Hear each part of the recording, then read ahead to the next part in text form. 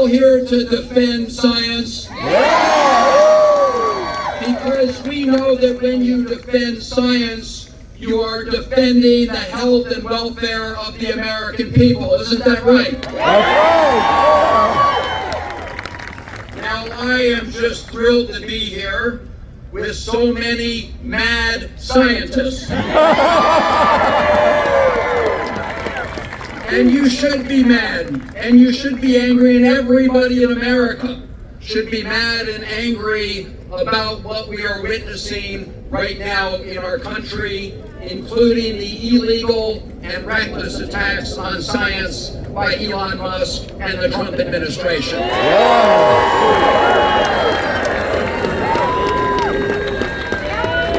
Because those illegal attacks are literally putting people's lives at risk around the country. Are we going to let that happen?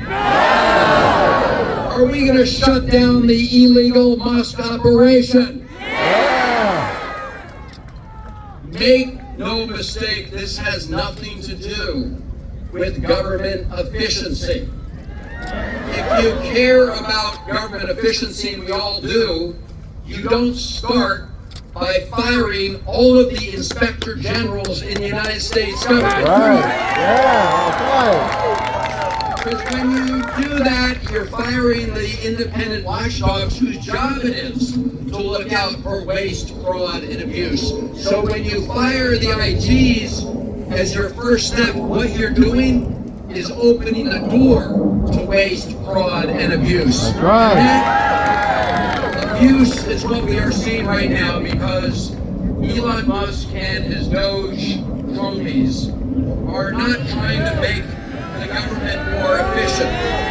What they are doing is slashing important services that benefit all Americans and trying to rig the government to do the bidding of people like Elon Musk. Are we going to let that happen? No!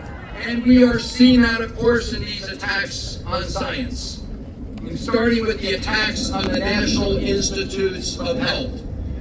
It is not efficient to freeze clinical trials that are in progress to try to find cures and treatments to cancer or Alzheimer's. Is that efficient? No, what that is putting people's lives at risk. It's not efficient to deny universities and institutions around the country the ability to buy equipment and other supports to do life-saving research. Is that efficient? No, this is going to end up hurting millions of Americans around the country. Now, fortunately, a federal judge has put a halt on some of these illegal activities. Thank you to the judge. And I want to read from her opinion. When she made that decision, she said there was, quote, an imminent risk of halting life-saving clinical trials, disrupting the development of innovative medical research and treatment, and shuttering of research facilities without regard for current patient care. Are we going to let that stand? No. I'm glad that judge issued that opinion, and we need to make sure that we continue to fight this in the courts, in Congress, and in communities around the country. Are we going to do that? I want to look at FDA. We've seen illegal firings at the Food and Drug Administration. These, of course, are the people that help make sure that the food we eat is safe. These are the people who make sure that the medicines that we take are safe and do what they say they will do. When you fire the people whose job it is to do that, you make Americans less safe. People will be hurt when you fire the people who are looking out for the American people when it comes to drugs and other kind of research. Are we going to let that happen? No! Now look at NOAA. Anybody here from NOAA? Everybody know what NOAA does? So NOAA does a lot of things, but one of the things folks at NOAA do at the National Weather Service is that there are eyes and ears when it comes to extreme weather events. So when you close your eyes and plug your ears, Americans will be put at risk. They will die. If you don't know an extreme weather event is coming your way, you don't have the time to take shelter. If you don't know an extreme weather event is coming your way, you can't take other measures to protect your property or your loved ones. And so knocking out the National Science Foundation, NOAA, is going to have that impact. Are we going to let that happen? No. And of course, there's the National Science Foundation. And Fred Upton was talking about this. I mean, they do cutting edge work, and they reach out to others who are providing cutting edge research to make sure that the United States of America remains the leader in innovation.